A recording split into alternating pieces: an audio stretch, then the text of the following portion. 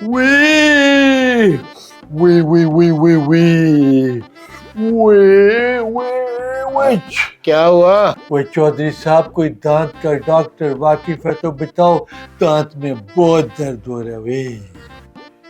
दांत का डॉक्टर बहुत महंगा होता है अकरम, वो दांत भी निकाल लेगा और पैसे भी खूब लेगा। वे तो फिर क्या दर्द से मर जाऊं? नहीं नहीं, दिखाओ इधर। ओ तेरा भलाओ, तुम्हारे दांत पे तो कीड़ा लगा है। तो क्या करे? तुम ऐसे करो,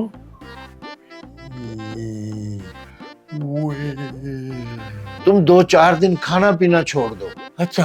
हाँ, जब उसे गज़ा पानी नहीं मिलेगा वो खुद ही मर जाएगा। ठीक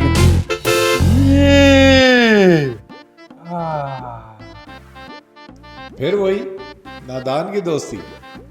एक नादान से खतरनाक 2 नादान होते हैं, 2 से ज्यादा खतरनाक 20, 20 से खतरनाक 200, और जब सारी कौम ही नादान हो फिर लिहाजा नादानी एक मर्ज है।